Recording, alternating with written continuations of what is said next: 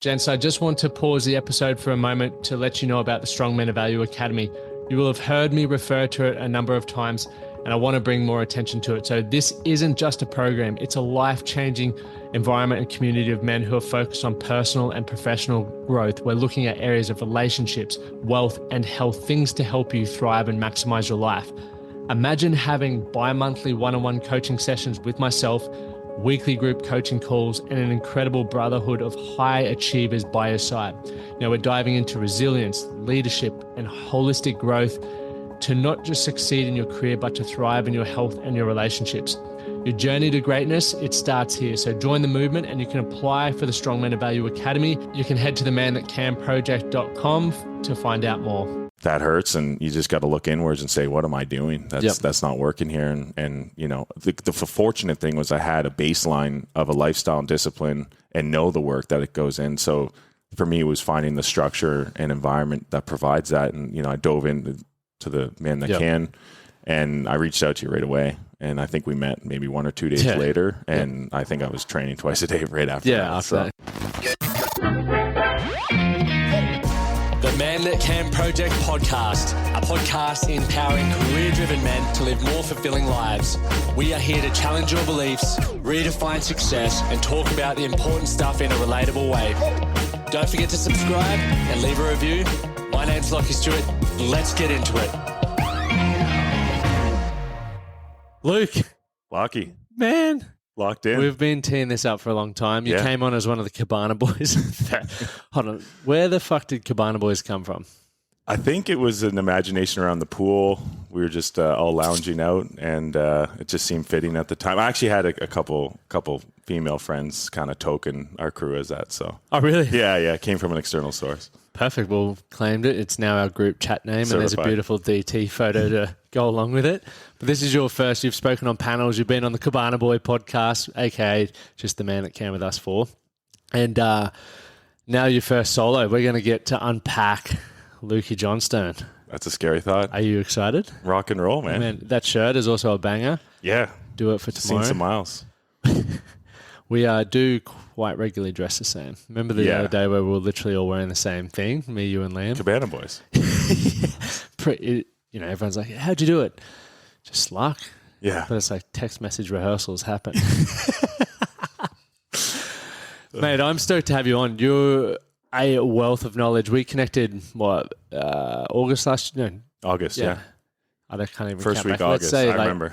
8 months ago. Yeah. And you've since come on into the academy, had some incredible results, which is awesome, and I'm sure we'll talk about that later. This is also going to be a sales pitch for everyone listening around why you should join the academy. Absolutely. No, not really, but you'll want to join.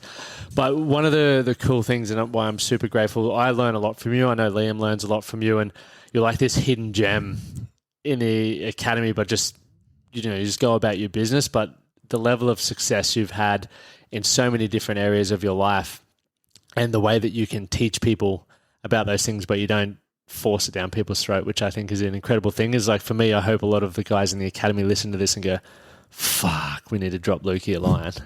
So let's go back to the beginning.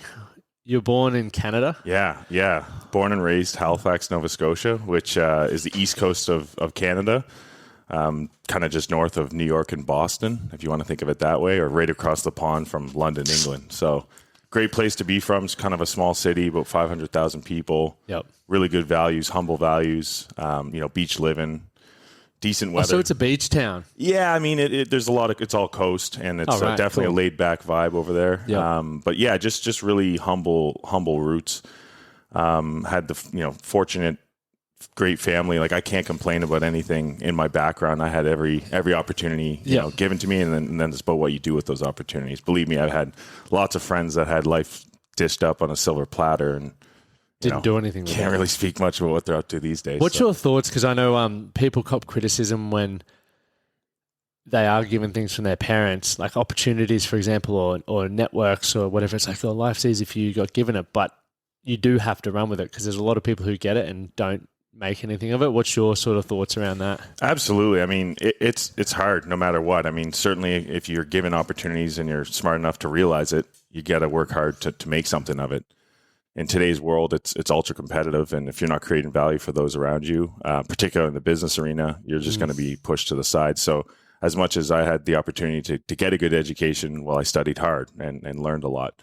As much as I had an opportunity to play every sport, well, I had to bust my ass off at every turn of the way and get the most from those coaches and transfer those skills into future endeavors. So, yeah, I mean, it's those are who are fortunate, but then sometimes you're handicapped by being too fortunate, or kind of like the athlete that's too good at a sport, they don't work out as hard, and then someone who's maybe a few steps behind them when they're 15, 16 is light years ahead of them when they're 21 because they have those habits and routines to stick to in the discipline, right? So, I mean, look at Jay-Z. He's a project kid from Brooklyn. Now he's a multi-billionaire. So he's a weapon. It's not necessarily a prerequisite to have it, but you certainly have a leg up. You're starting at an advantage, and it's just about if you take advantage of it. Yep. And I guess one of the ways to fast track your own success is get around people who do have those successes, because you can get the leg up from learning from them rather than having to go through textbooks or experiences. It's like the stuff I've learned from you about business and networking and other ways to generate revenue. I'm like, wow.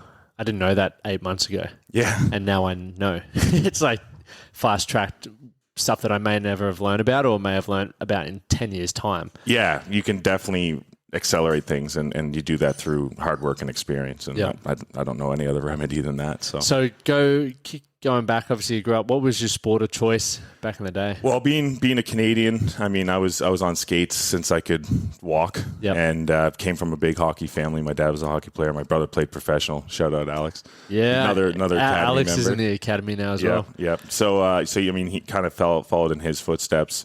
He created a bit of a way for me to follow in, and mainly was hockey in the early going, and then played a bit of everything: basketball, baseball, swimming.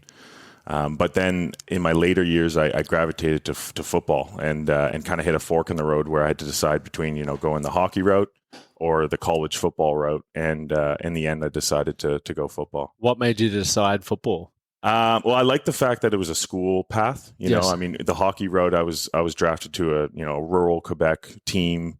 Would have been probably the only English speaking guy in the whole area. It's tough. You got to fight. You fight frequently, and the thought of that versus full scholarship to school and chasing girls and getting an education seemed pretty good to me. So and also too, I was better at football. I was just a better football player all around, and got to play at a really high level. What position were you? So I played defensive back. I was a bit of a different build back then. I was a bit skinnier.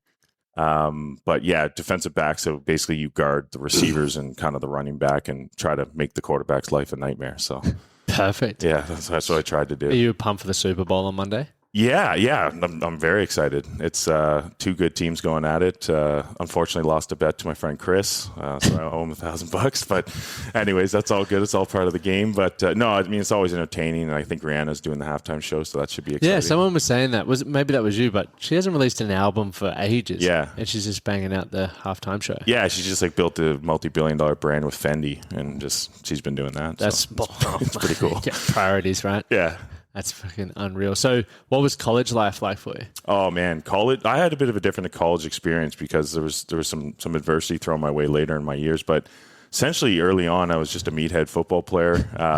More of an athlete student as opposed to a student athlete. But we were on a really disciplined regimen.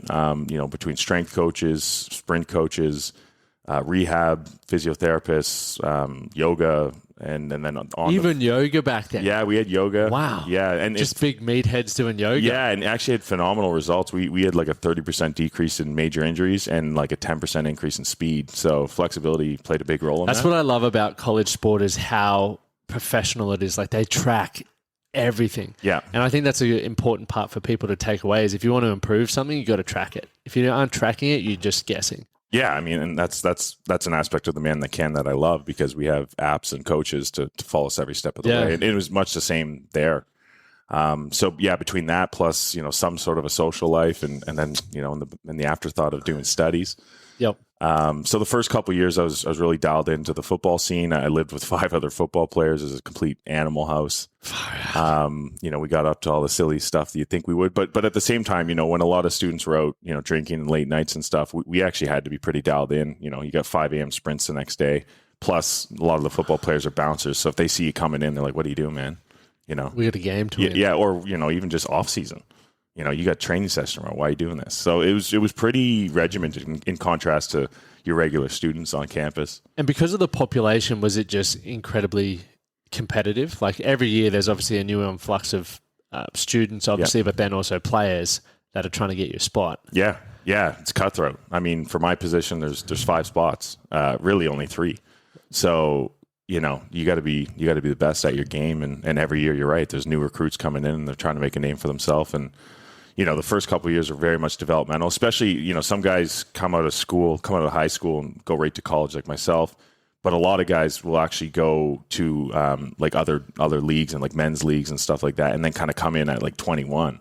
Well, I graduated when I was 21, so my senior year, I was like the same age as most rookies. Wow. So developmentally, that was a challenge because when I came in my first year, I remember I went against a guy and I looked at him. He was like, "This is a grown man. Like, what am I doing? Like, I don't even have a ball in my head. I can't even grow a beard, So yeah, it was definitely men versus boys in the early going. But through hard work and training and great coaching and strength coaches and everything, we built the physique up, and then the last couple of years you kind of felt like you're throwing people around, so it was a little fun. It's good fun. Yeah. And along the way you had a head knock or head injury? Yeah. So I had a few actually. I had my 3rd and 4th year were ended through concussions. And what's interesting with my career is in the early going, concussions weren't really acknowledged.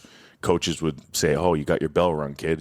Shake it off." Your bell rung. Yeah, you got to shake it off. Get back out there. And that was kind of the early days. And then people became more aware of the severity and seriousness of it all. And then kind of through my transition is when people started to have concussion protocols and different procedures in place to deal with it. And I kind of fell into that category where I think it was 1 concussion, you got to wait a week or a month, 2 concussions, minimum 3 months, and then 3 concussions within 18 months, you're done.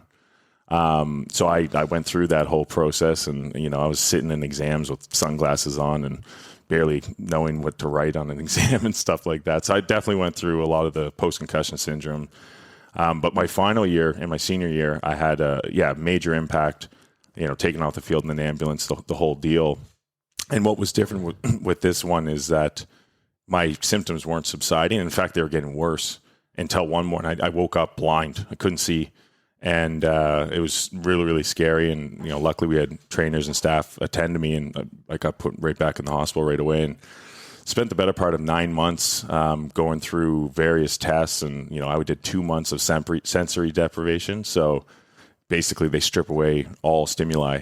That's including human interaction, music, television, you name it. So basically just sat in the dark for 2 months. What was that like? It was tough. Keith Urban, good Aussie, had his album. I was allowed to listen to it for 10 minutes a day, and that was like my big moment. Did you play the song Stupid Boy? Or? Yeah. I did. But in the end, it was interesting. They were kind of treating the wrong issue. They thought I had, severe brain trauma and post-concussion syndrome. But in the end, what it was is I had an overbuild of cerebral spinal fluid, which is essentially fluid that's generated in your brain and it runs up and down your spinal column. Yep.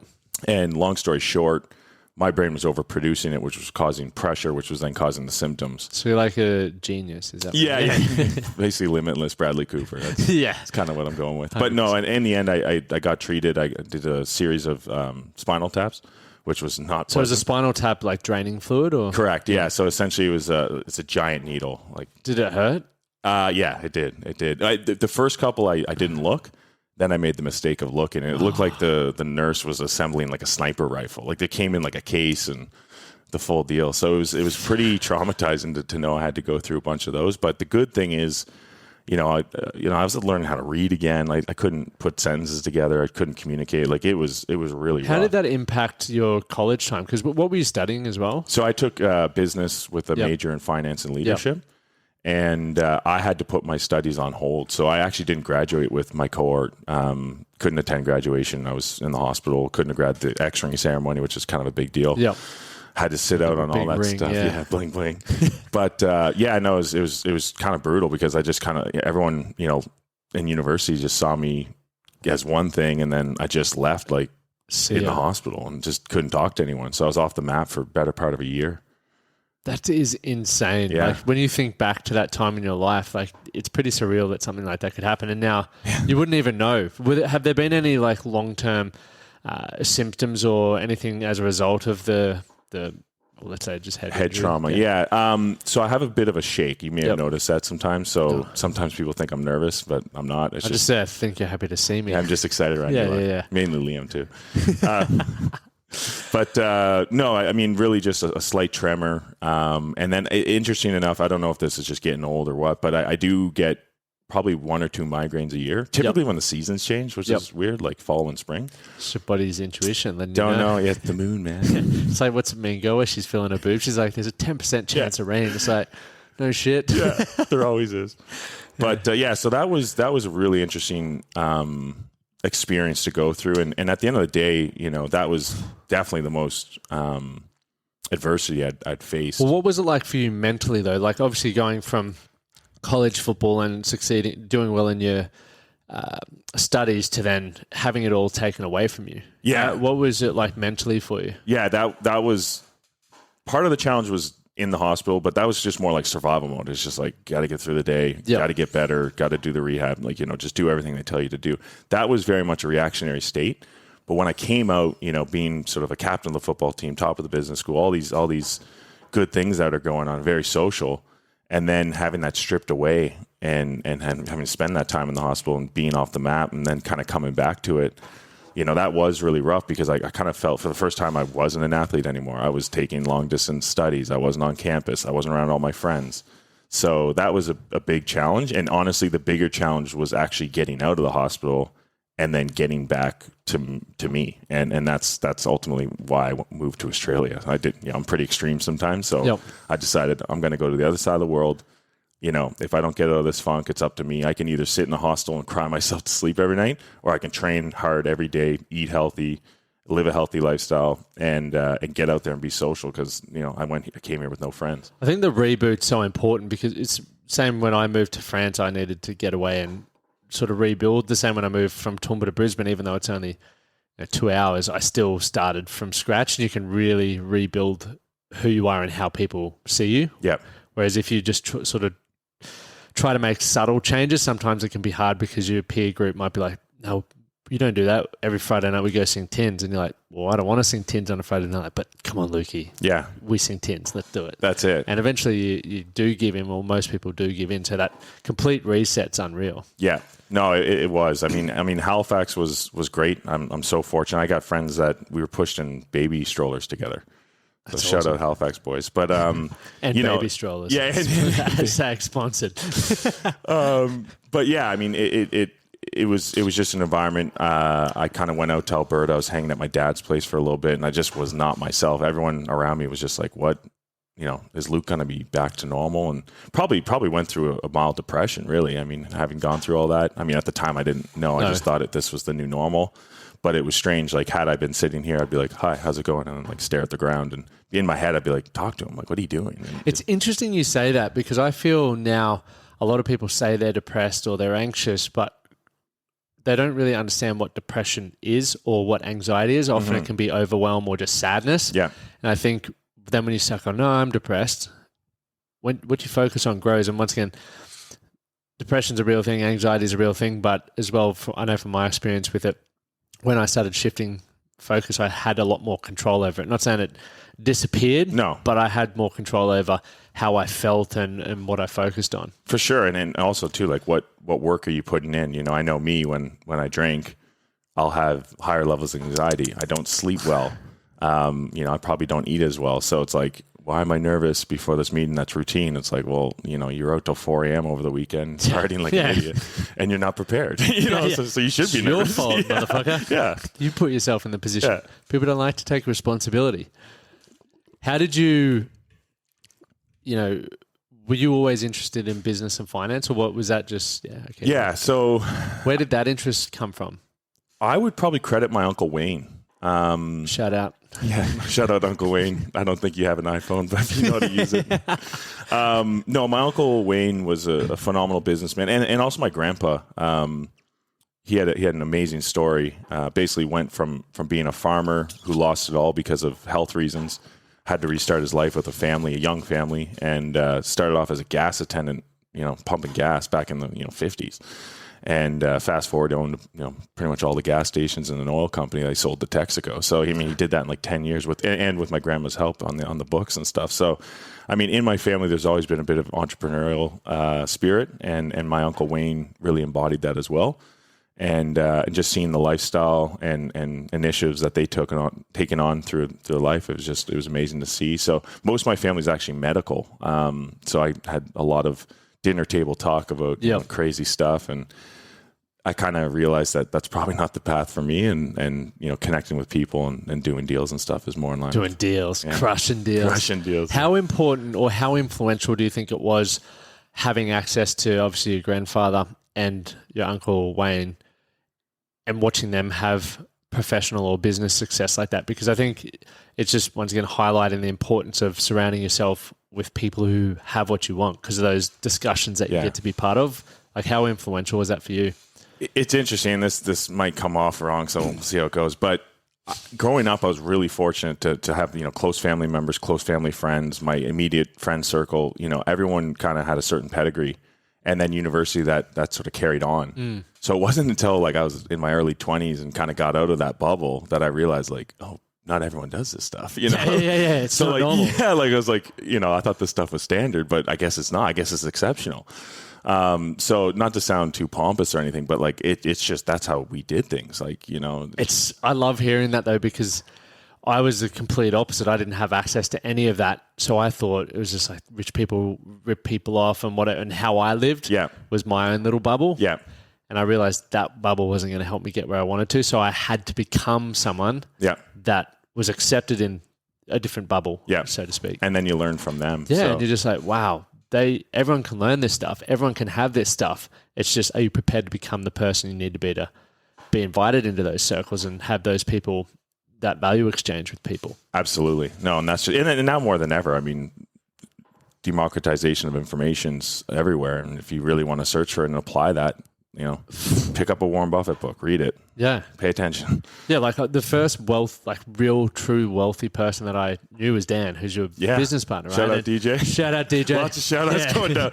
But the big man. Yeah. He was, so generous with his time and stuff, but he knows exactly what I was like, years ago. And I was a fucking crumb. Yeah. But he probably knew what was in you. Yeah. But if he knew, if he, if I was the person I needed to be to earn that kind of money, he probably would have asked me to go into business with him, but I was not, and he could see that. Yeah. So while I got to hang around with him and have great experiences and create some great memories with him, we never went into business. So I guess why I share that is you need to become someone that the people you aspire to be like, or the people who have the life that you want to live, want to include you in things. Yeah. And that's not to say you're shit. It's not about that, but it's like people's time's valuable and it's a value exchange. So I don't, once again, not to come off as rude or anything, but I have priorities around where my time needs to go. Not because it's better or worse. I just have goals that I want to achieve and certain environments that I want to be around. Some people don't provide that for me. Yep. So I'm not going to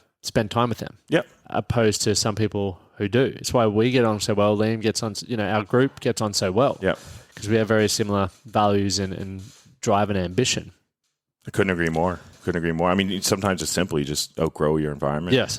And at the end of the day, you gotta provide value to those around you. And I don't mean in a business sense, but just being a good friend, being a good listener, being honest. All those things. It goes to something else we'll probably talk about with happiness. But strength of relationships is key. And relationships. Ultimately, as things become more automated through AI and everything, it's going to come down to human relationships and how you manage them. Oh yeah, 100%. So getting into the business world. I'm so excited to talk about your business journey. So, oh goodness, oh man, it's been a wild ride. But so obviously now, currently, you're CFO of Austral Resources. Yep. Which is a publicly listed company. Yep. I was going to do a joke about it, but I don't even want to do a joke about like buy low, sell high. No, full disclaimer. Yeah, full disclaimer. None of that is financial advice. I was just trying to be funny, and it's not funny. AR1 load up. yeah. Full disclaimer, that was a joke. In case someone's there, we're going to burn Luke. Yeah. Don't just take a snippet from this podcast. Listen to the whole thing. Yeah. No, so your business career, how'd that start out? Yeah. So, I started out in California. Cali. Yeah. Basically, it was funny how it started. I was just training for football. And I played hockey, like intramural hockey on like a men's team, and tying the skates in the dressing room. My buddy said, "Hey man, like, what are you doing this summer?" I was like, "Yeah, I'll probably just work out and hang out on the beach." And he said, what are your thoughts on going to California? You can make like 50 grand in a couple months. I was like, sounds pretty cool. Like, what do we got to do? He's like, I don't know. I'm just getting the details, but we just got to start a sales office and just get people to go to Cali. Everything's paid for, and you just got to work doing sales. And I was like, well, that sounds all right. So basically myself and a few others, we recruited a bunch of Canadian university students, and that was really the tagline. It was like, you want to live in California, all expenses paid, and you just got to work 5 days a week and, hammer doors and get sales done. And yeah, basically we went out with General Electric and did, like, at the time it was home automation. And that was, and also too, part of my belief is, I think it was Peter Drucker. He's like the father of business. And he just said, in order for business to occur, someone has to sell something to someone.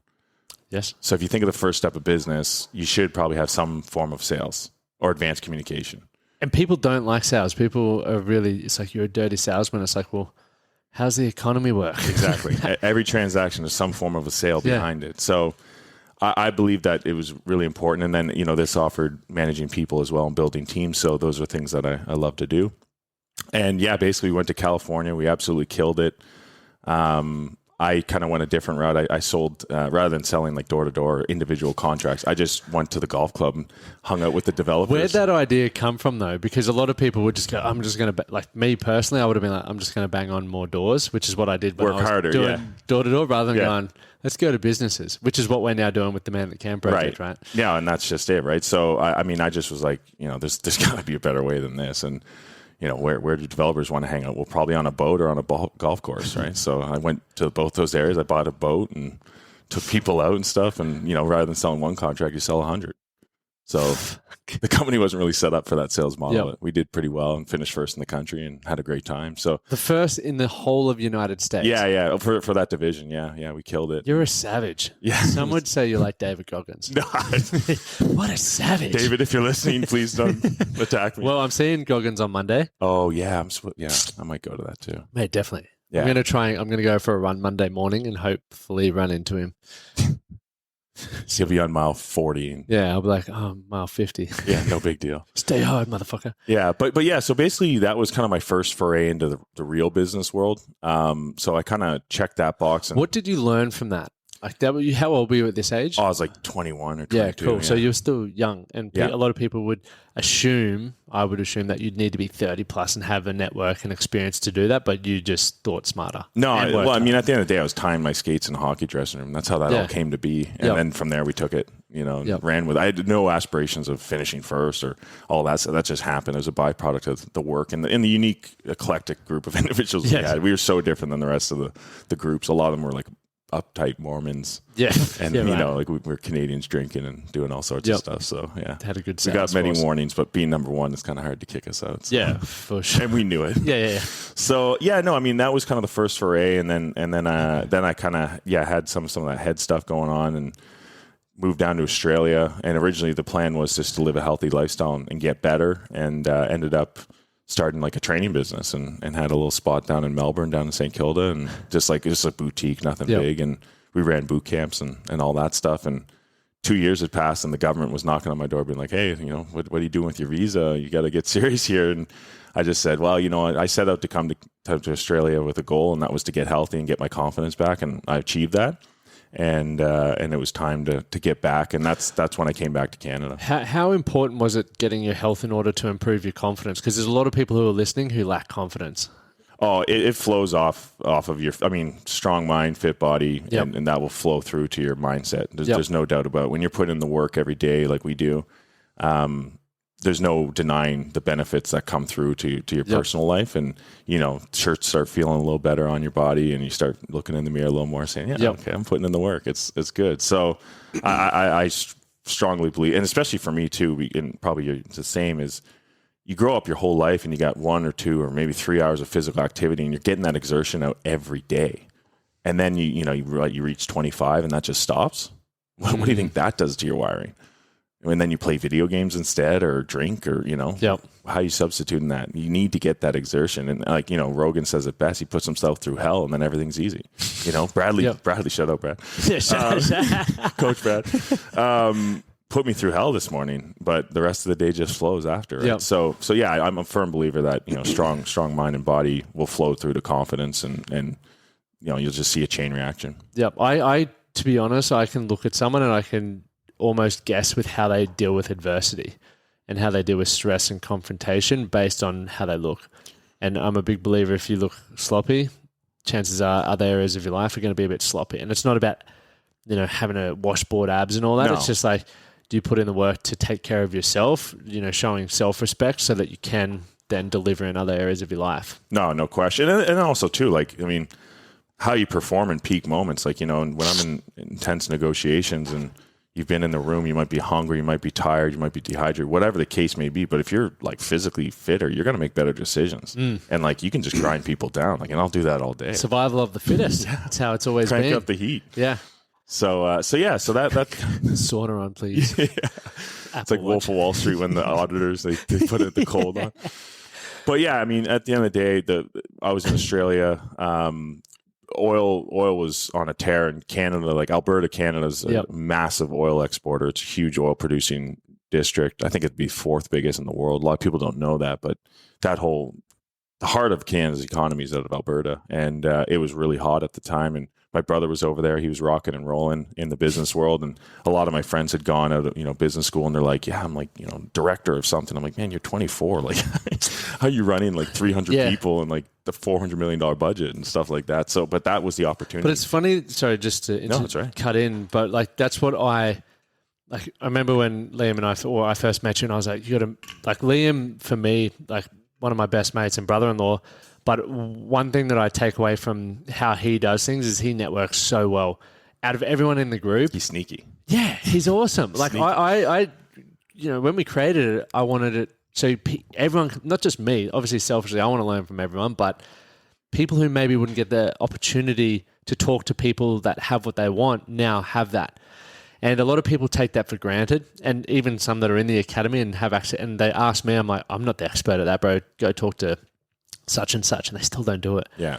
And then I'll see Liam's like, yeah, I'm going for coffee with Luke or with Marcus or with, I'm like, you're a fucking legend, because you're literally doing what I want people to be doing. Yeah. It's building good friendships, learning, bettering their life as a result of that.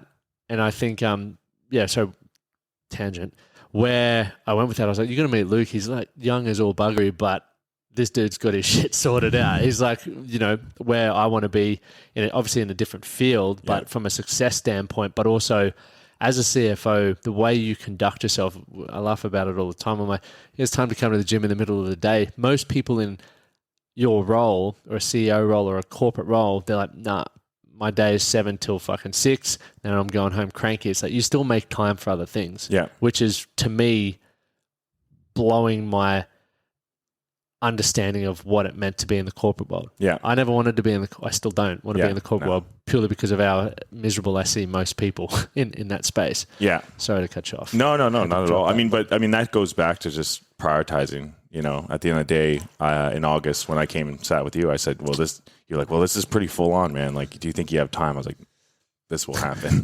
This is happening. I love you. Yeah.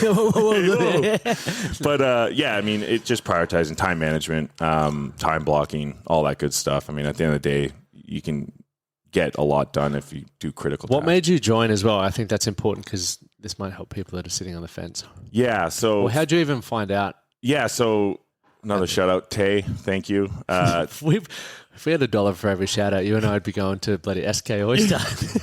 My actually ex-girlfriend, she put you forward a couple times. She knew you and your content, and about 6 months prior to us breaking up, she sent me the link and was like, listen, you should probably do this. And I probably should have listened, because we probably would have blown up my relationship. Basically she put it forward. I checked out the podcast and stuff, and I just wasn't in the mind frame at the time.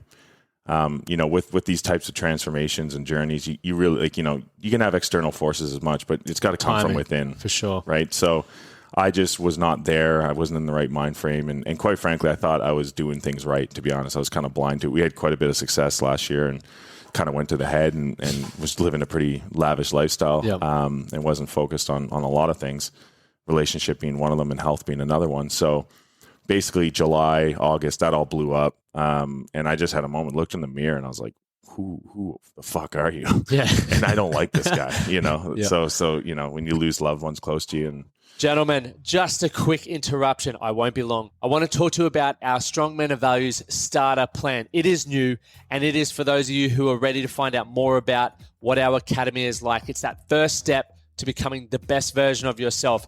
In the starter plan, you get our comprehensive fitness programming, including access to MyFitnessPal, and you're able to synchronize your smartwatch so that you'll have all the tools you need to succeed. On top of that, you will receive a monthly group coaching call recording and a worksheet so you can learn and implement those things around mindset and health. Plus, you can download our 12-week game plan to help you stay on track. Men in our academy are seeing improved strength, improved confidence, better communication. They're improving their relationships, and they have a newfound awareness of how their actions can impact their quality of life. So if you're ready to get started, you can join today from $12.50 a week and start taking that first step to becoming the best version of yourself. Let's get back into the episode. that hurts, and you just got to look inwards and say, what am I doing? That's not working here. And you know, the fortunate thing was I had a baseline of a lifestyle and discipline and know the work that it goes in. So for me, it was finding the structure and environment that provides that. And, you know, I dove into the man that can, and I reached out to you right away. And I think we met maybe 1 or 2 days later. And I think I was training twice a day right after that. After that. Yeah, that's right. You're like, this is a lot of training. I'm like, no, it's not. It's supposed to be an hour. And you're like, oh, it says body weight session. I'm like, oh, no, that's a choice. Yeah. We've updated our system since then. Yeah. So that was it. I just kind of got fed up with the person I was and knew I could be better. And, you know, at the end of the day, I want to have strong relationships with loved ones, whether that be family, friends, or significant other. And, you know, my family and friends were good, but I blew up my significant other, and that's something I had to sit there with regret. But at the end of the day, it forced me to get better, and fortunately I did. So it was a big fork in the road, and I'm very thankful to the Academy for providing me that framework. Yeah, and you're like 18 kilos down, or we didn't actually weigh you, but you sent through your photos this morning. Yeah. Wow. Rig City. Yeah, it's good. I'm actually launching an OnlyFans. No. No. Let's put that there. That's link in the bio. Yeah, and I'm taking 10%. Yeah, that's fine. But no, it's been great. I mean, you know, it's just a process, and you got to put in the work. And it's something I was going to talk about later, but I'll talk about it now. I mean, at the end of the day, you gotta love the journey and the process. You know, you can't just sit there. In August, I wasn't like, I want to lose 20 kilos and I want it to happen now. It was like this mentality of, I love putting in the work. I love going and like Goggins says, embracing the suck. Well, I think, a lot of people get disheartened because after like 3 weeks, the scales mightn't have moved. And obviously, once again, you need to track those things because you're going to build muscle and drop fat, but your weight may stay the same. People get disheartened, but it's like, you may want to feel lighter. You're dropping belt sizes or whatever, but this is a lifestyle. Yeah. Like the reason why you're doing this, there's vanity reasons. Sure. We all want to look good. I fucking love looking good. But I also do it because it helps with my mental health. It helps me build discipline. It helps me maintain a certain level of resilience. If I know I'm getting soft with things, like I fucking jump in an ice bath, in a sauna, I find a way to belt myself to a point where it's like, this is reality. It's tough. Get on with it. But the more successful I've become in my own career, it's definitely easy to get comfortable. And you know, when I go back home and I'm like, you know, you talk about this bubble. We live in a bubble in Newstead and Kangaroo Point. And when I'm driving home or out west, I'm like, whoa, I forget that the world is actually bigger than the bubble that I'm in, and it sucks in some places for some people. Yeah. And it's good to get back to that to remind you of how lucky or fortunate we are with certain things. No question. I mean, but what's interesting is, you know, you take it to the extreme and you go to third world countries like, you know, whether in Thailand or, you know, I've really noticed it when I was in Costa Rica. You know, these people don't have much, and they live in little shacks, and they might have like a little well for water, and they might have a cell phone, they might not, but they watch the sun go up and come down every day. They got a big smile on their face. They're like, got fish in a bucket. Like, you know, they're doing whatever. Why do you think that is? I think it's just values, and I think it's, you know, I'm a believer. You know, I heard this thing once, and it kind of comes under scrutiny, but I do believe in it. Is, you know, happiness equals reality minus expectations. Yeah. So if you really think about that, a lot of these people have all these expectations, back to the weight loss or whatever the journey might be, is like you have these expectations that, I'm going to lose 10 kilos in a month and this and that. If you have these inflated expectations and those exceed your reality, you're not going to be happy. Yep. But if you do practice gratitude and mindfulness and all these things, and I really think in those countries, those people are grateful because they come from nothing. Yeah. So the fact that the sun's coming up and they got running water, like that's sweet. The dream. Yeah. And they get to surf every day and eat fruit that they pick, That does sound very nice. Yeah, because I mean, if I had a dollar for every million or 100 millionaire that I sat down with, that's miserable. I'd be a richer man. Fucking hell, I love it. What about so going back to the process, and what does your daily process look like now? Before we get back into your business journey, sure. What does that look like now? So I mean, days depend. Sometimes I train in the morning or kind of late afternoon, yep. like Cabana Boy sesh. Cabana Boy sesh, yep. But more or less, I mean, in the morning we have the Man That Can journal. Yep. I work that process. Yep. So kind of cup of coffee, sit with that, maybe throw on a podcast, yep. kind of get the body loose, that type of thing. Depending on the day, typically business will get hopping pretty early. Yep. Particularly what's going on, if there's a deal in the mix or sometimes you deal with different time zones, stuff like that. So for the most part, kind of hit the phones, meet with my team and the executive team and all that stuff. So just kind of cover the bases. And then really it depends on what the world's throwing at me, typically dive into business. So I'm a big fan of sprint, walk, run. Sometimes you got to know when to walk, when to sprint and get after things. Right. Yep. So, but sometimes if things are a little cool, then just enjoy that, take that moment. Yep. And I'm kind of teaching some people around me on how to change gears and slow down. Well, how have you become comfortable with that? Because let's talk finances, right? So a lot of people are stressed about money and most people are living week to week. A lot of people are also in a job that they don't enjoy because of the fact that they're living week to week and whatever it may be. And the stress is just abundantly high. If you look at a numbers perspective, right, the money that you're dealing with in regards to negotiation or, obviously as a publicly listed company is astronomical. How have you learned to deal with the stress and the expectations of the responsibility that you have there? Yeah, well, one thing I'll say is, if you owe someone $10, $1,000, $10 million, it's still a certain amount of stress. Yes. Because that problem is still there. If you don't have it, you don't have it. Yep. So that stress is still there. So you just kind of get calluses to the numbers. You've got a couple zeros. I mean, at the end of the day, the deal's the same. Yep. Maybe more lawyers and more documents involved. Yep. But at the end of the day,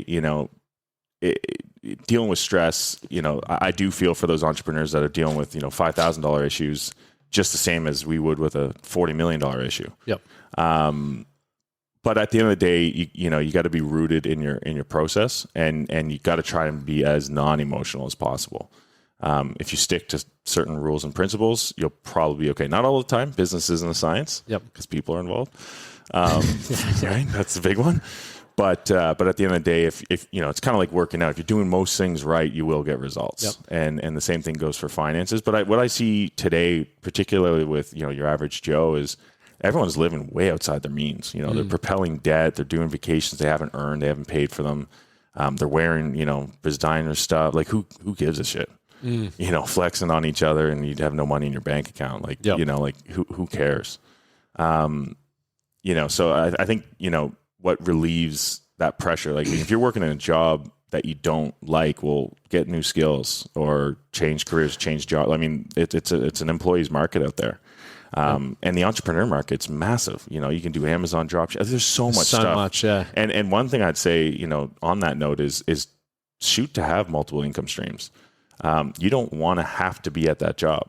And what's funny, just like most things, when you have that leverage and you have that freedom, you're more sought after. Yeah, exactly. So, just focus on, living within your means, trying to accumulate some wealth. If you don't like a job, change it, because there's nothing worse than spending, 8, 10, 15 hours a day doing something you hate with people you don't want to be around. Yep. Remember I told you in the new year, my goal is to do cool shit with cool people. Yep. That's my mission statement. And that's one to get behind. Yeah. But it's interesting that you say take responsibility and learn the skills. There's so many people that sit in that woe is me sort of mindset. It's like, I don't have time to do that. I would never be able to understand that. and people say it to me all the time, and I'm nowhere near, I guess, as successful. I'm successful in my own right around what I, value. Yeah. But compared to other people, not so much potentially financially or whatever, but people go, oh, it's all right for you because you can train whenever you want. It's like, well, I've built the life that I want to live. I'm not, I got out of building 10 years ago because I fucking hated it, and I knew that I wanted to have flexibility in my life. So I've had to learn a lot. I've had to have debt. I've had all of these setbacks and failure, but now it's paying off. It's like 8 years later. Yeah. And it's still got room to grow. Yeah, like 4 a.m. no-shows. And, dealing with that, or high-maintenance clients and all that BS. Yeah, no, I mean, but that's the work you put in. Yeah, and people don't want to do the work. And I think, even people listening to this, people are always looking for podcasts, shortcuts and tips. And it's like, at the end of the day, making money, creating freedom in your life, having a great relationship, having good health, there's a few fundamental principles that if you just implemented those fucking principles, you would achieve so much more success than constantly changing coaches or looking for the next quick fix. Yeah. Or going back to enjoying the journey and making it part of who you are, not just trying to go, I just want to get a six pack for a minute. Yeah. I just want to earn $1,000 to pay for a holiday. It's like, how about you just build a life that you can afford $1,000? It's built in. Yeah. Yeah. And it's funny, like talking about the journey, I had a real aha moment. I've been fortunate to be around some pretty high profile, successful people. And, I was sitting on this guy's beautiful boat, and we're just hanging out, having a few drinks. And all he could talk about was the days when he was building, here we are in the middle of the sea. It's beautiful. We're sitting back, champagne. And all he can talk about was when he was grinding. He couldn't make payroll that week, and he pulled off some ridiculous deal. And, that's all he wanted to talk about. And then I kind of thought to myself, I was like, I want to be this guy on the boat, and I want to have these things. But this guy's just, all he's thinking about is the journey that I'm on right now. He wishes he could come back and be in my shoes. So you got to really soak up the journey and put in the work. And, to those that want to sit back and complain, well, if you're not applying towards massive change to mitigate those issues, then either do it or don't complain. Yep. That's as simple as that. Or accept your reality and lower your expectations, which I don't advise, but... Yeah, but that's the truth, right? Like I love that. Accept reality and lower your expectations. Yeah. Simple. Yeah. Hard to do. Like, it sucks to have to recognize that maybe you aren't good enough yet, but you can change that. But also the other thing to suck is to hear that quote, accept your reality. Yeah. Lower your expectations. Yeah. Yeah. Not a fan your of that. Choice. But if you hang out with us, you'll be better. Yeah. So going... where were we in the entrepreneurial journey we'd just done? I was coming back to Canada. Yeah. So oil boom was on, like things were wild. There was hundreds of billions of dollars of investment in Alberta.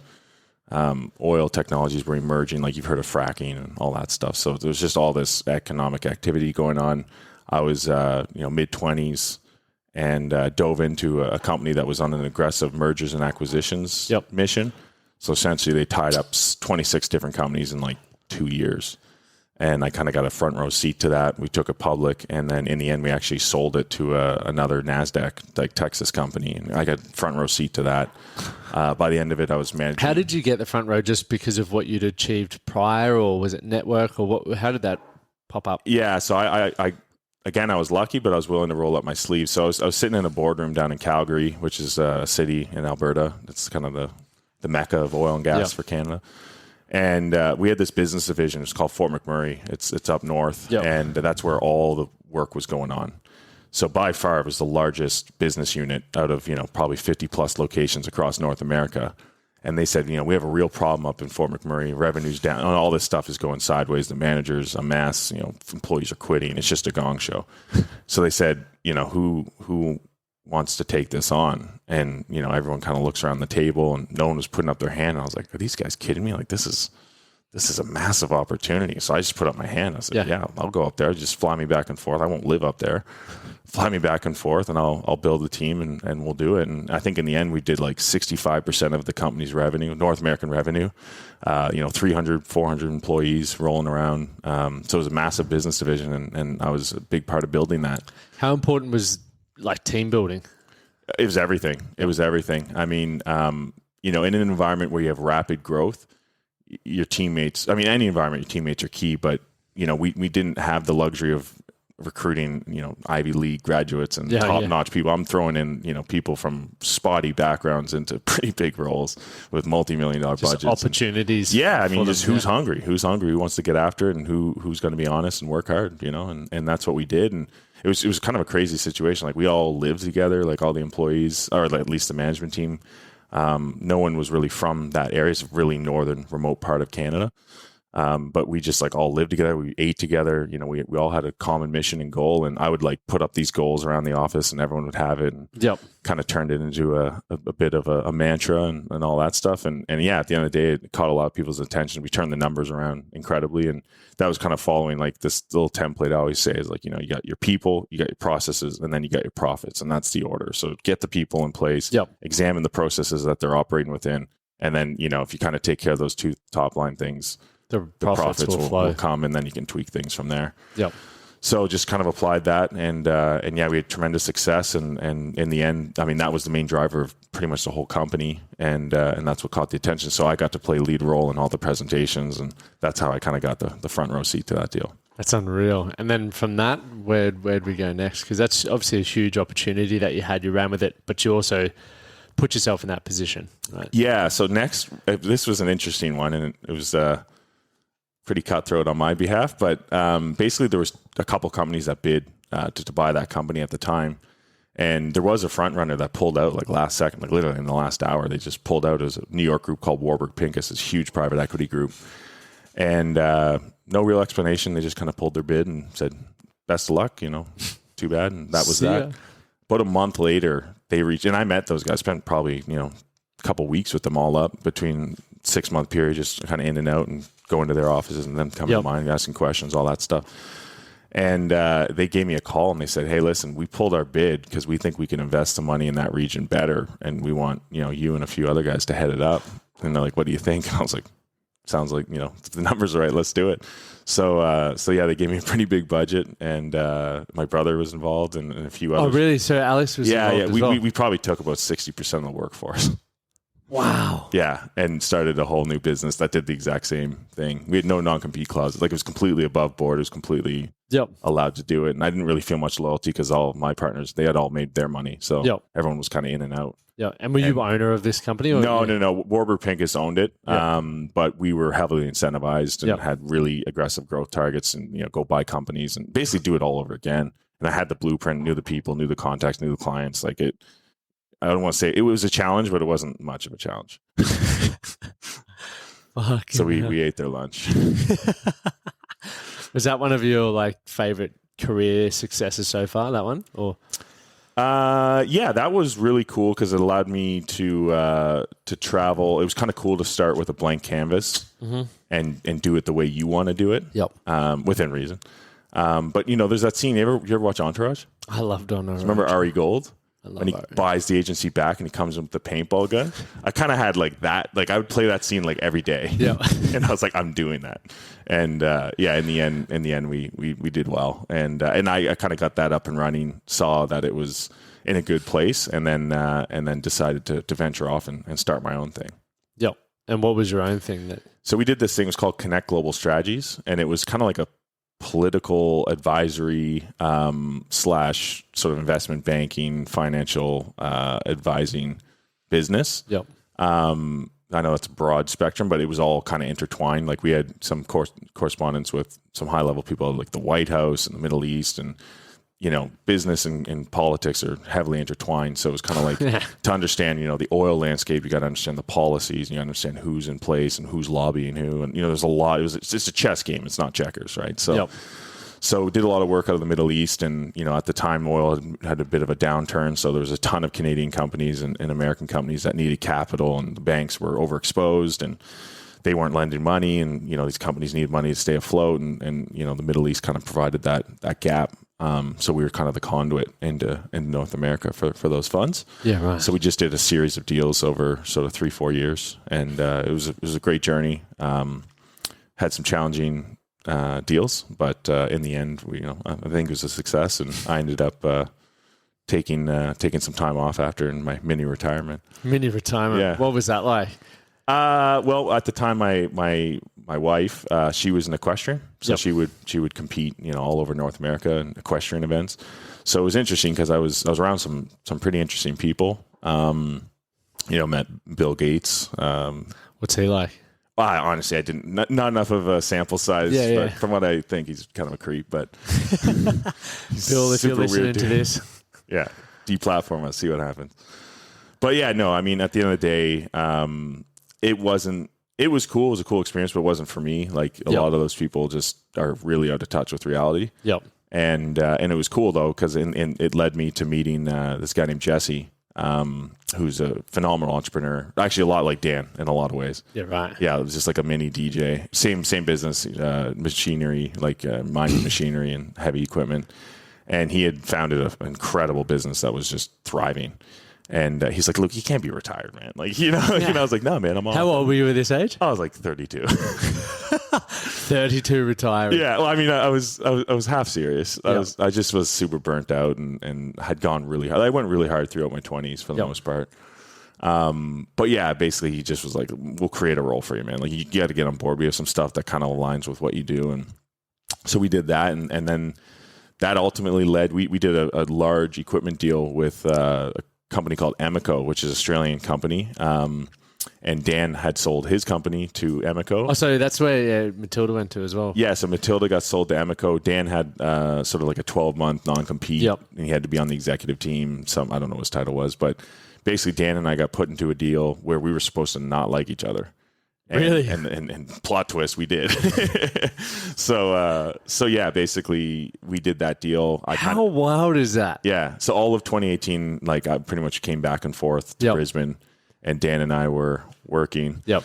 And then he came along and was like, hey man, I think I'm going to buy a copper mine. And I'm like, okay, like what, he's like, do you mind taking a look at the deal kind of thing? So, that was kind of how that started. So here we are. Was that where you wanted to get into next? Copper? Yeah. No, I never even thought about it. Like I was in, kind of mining, but mainly equipment. Like I never really cared as long as it's digging stuff up. I don't care what you're digging. Yeah.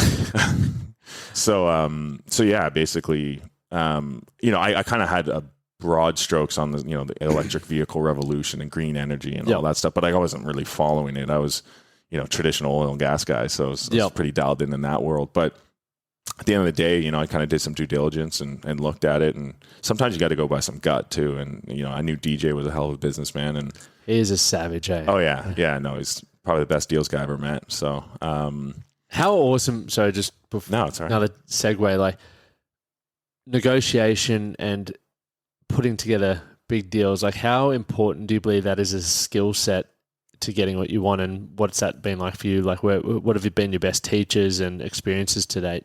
It's critical. Yeah. I mean, because then that dials back to another trait, which is good communication.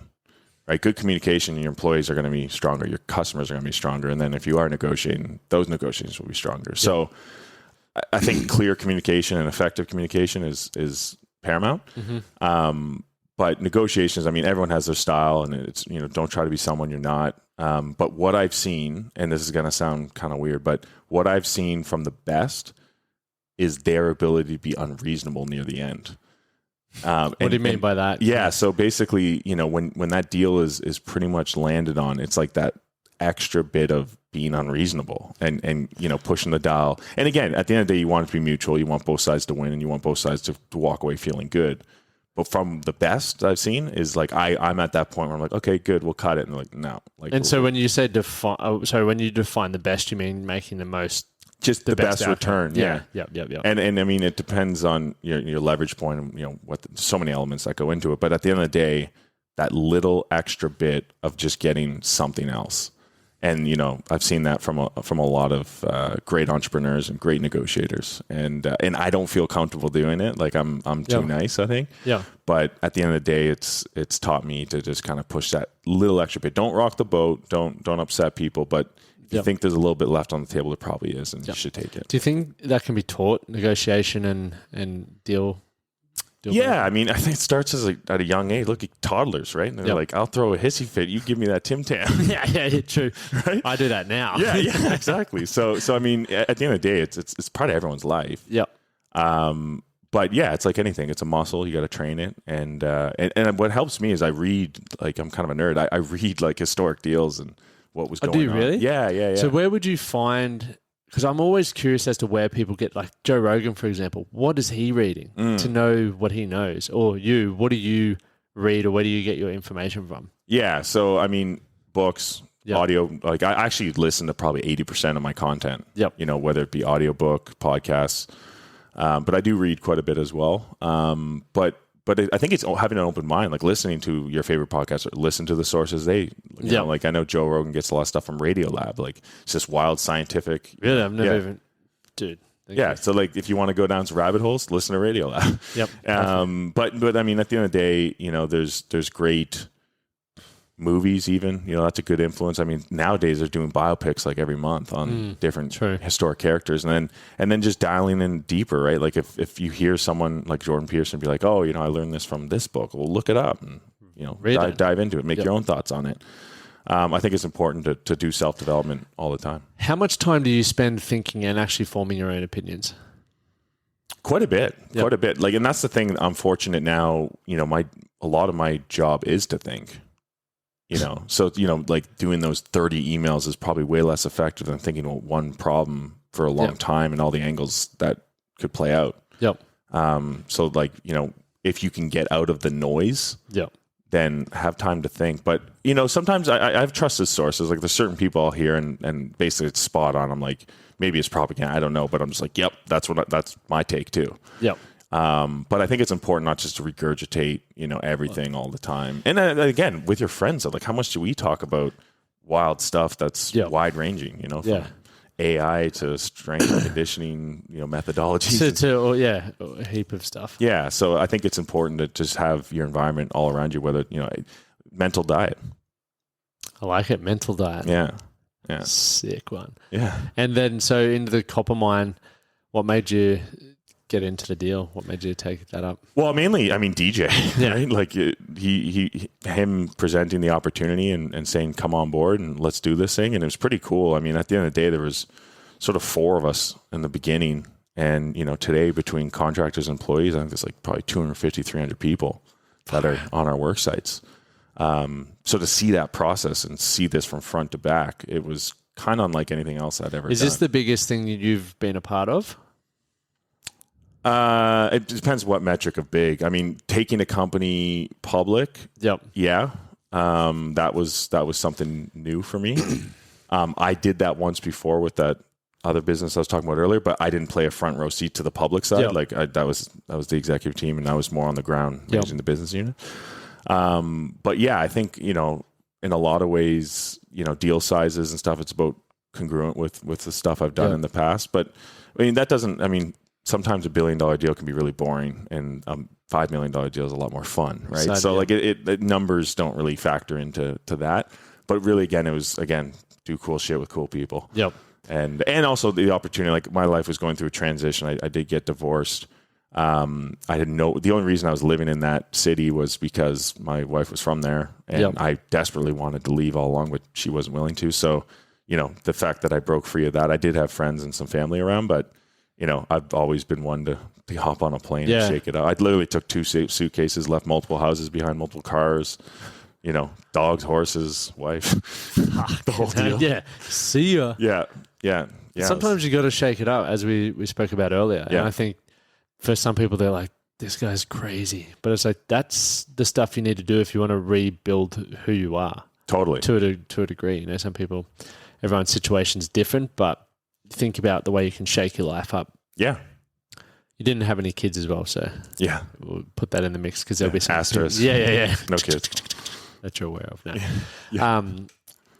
I was going to ask another question.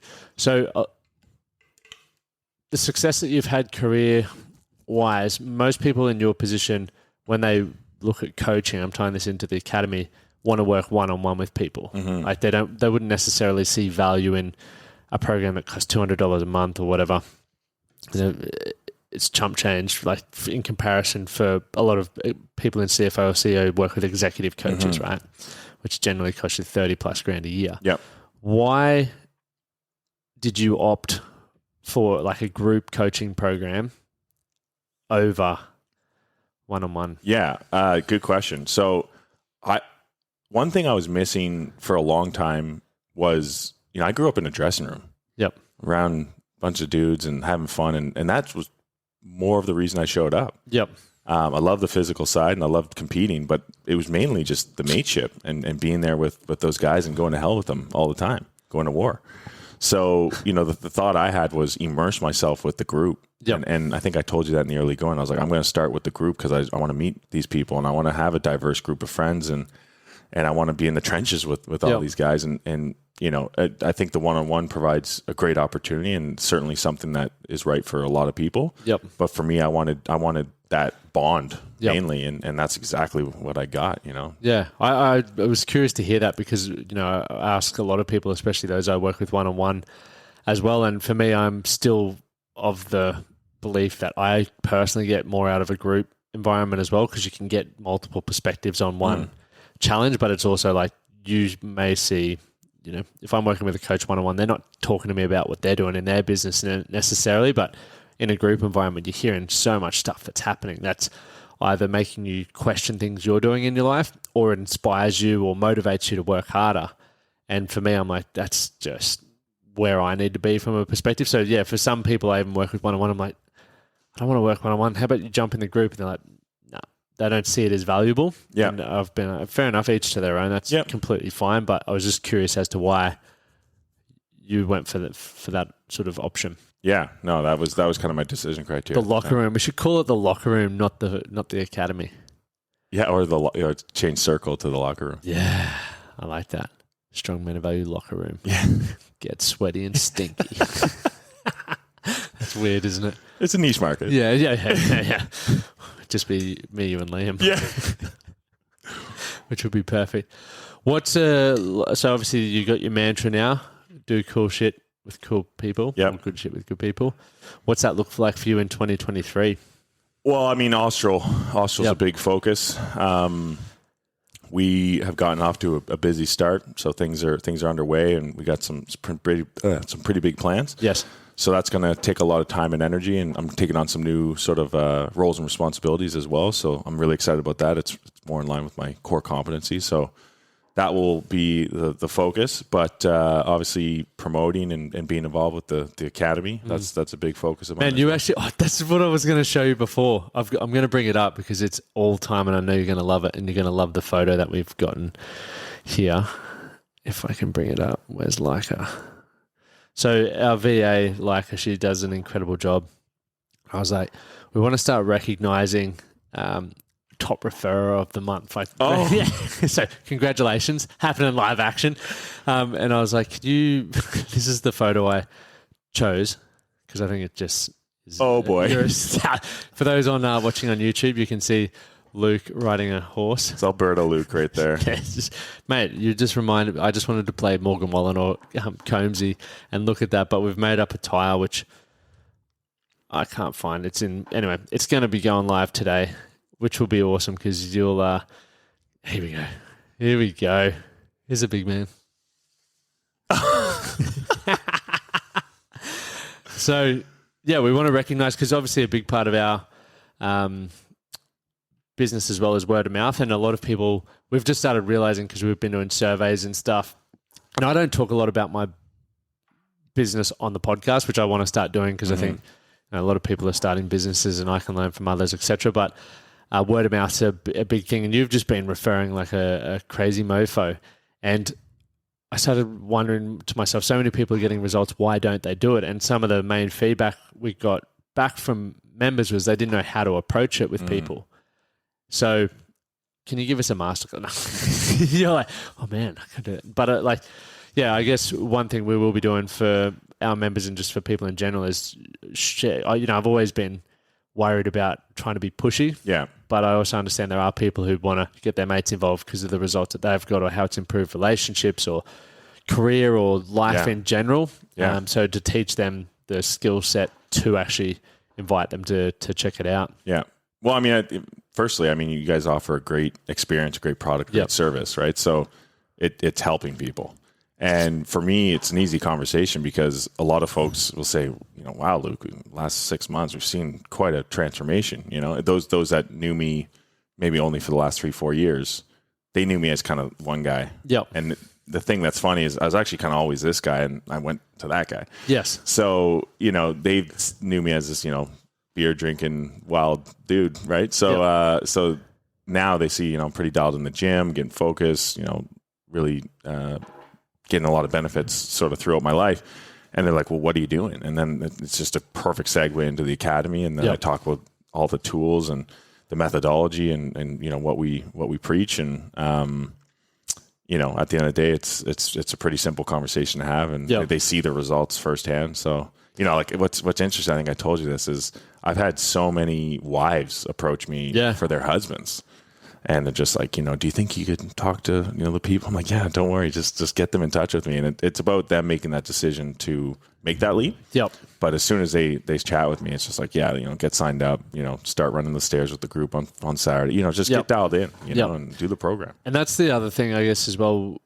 While we're, I live in Brisbane, you live in Brisbane, we've got an awesome turnout in Brisbane where we're working on really growing that. And where it then goes out to our members is, wherever you live, you can start creating a group for yourself. It's like invite your mates to go for a run with you or go for a walk or do whatever and create that catch-up space. Yeah. We don't talk about, we just talk shit and run stairs and then have a coffee and a croissant. It's amazing.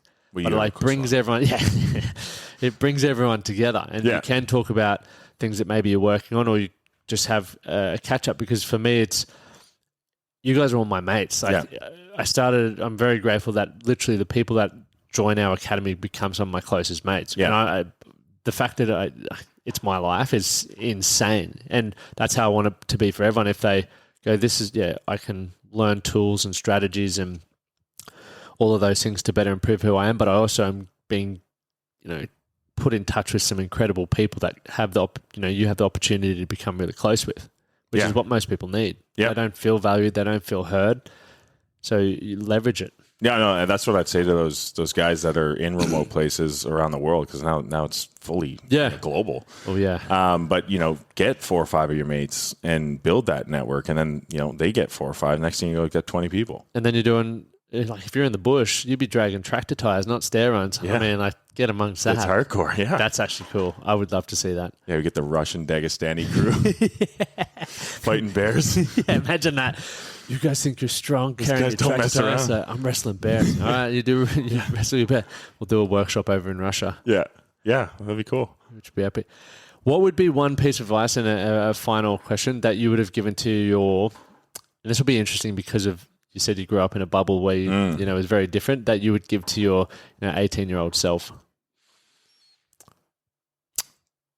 Pick your partner wisely. Life partner? Yep. Oh, I like that. We've never had anyone give advice around a relationship. Biggest business deal you ever make? Elaborate. Well, if it goes south, you lose half. Yes. But, and I don't want to focus on the negative side. And I'm not saying that out of spite either. I truly believe it. If you have a supportive partner, that's going to flow through everything. Actually, Harvard did a 75-year longitudinal study, and the number one indicator of happiness was, not physical health, not your career, not wealth. It was your life partner.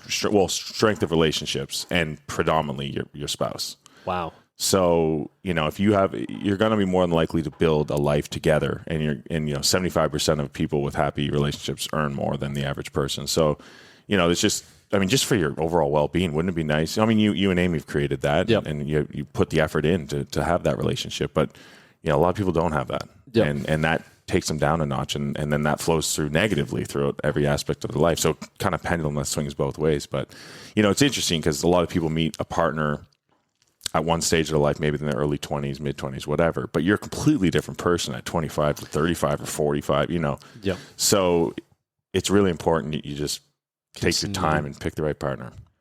Yeah, you heard it here first. We might start the Man That Can relationships. Oh, geez. When are we doing the next Cabana Boys? When are we getting that one? Hey, man, let's do it. Let's lock it in. That was the biggest, almost listened to episode in January. So we need to bang one out. Yeah, let's do it. I'm game. Mate, thank you so much for coming on. This has been a pleasure, and I reckon we're going to get you on in another couple of months to check in. But, I appreciate your friendship, appreciate all that I've learned from you. And it's also been great to watch your transformation, 18 kilos down or whatever, but it's been epic. No, thanks, Lockie. It's a privilege to be here, and it's just kind of surreal for me because I started out kind of a loser in a basement listening to these podcasts. Here I am. So that's aspirations, guys. If you're listening to this podcast and you want to be on it, yeah, it's possible. Anything's possible. Thanks. Thank you for listening to the Man That Can Project podcast. My name is Lachlan Stuart, and I hope you enjoyed this episode and found it helpful. If you did, please take a moment to rate and review the Man That Can Project on your favorite podcast platform. And don't forget to subscribe to stay up to date with our newest episodes. We'll see you again next time. Thank you for listening to the Man That Can Project podcast. My name is Lachlan Stuart, and I hope you enjoyed this episode and found it helpful. If you did, please take a moment to rate and review the Man That Can Project on your favorite podcast platform. And don't forget to subscribe to stay up to date with our newest episodes. We'll see you again next time.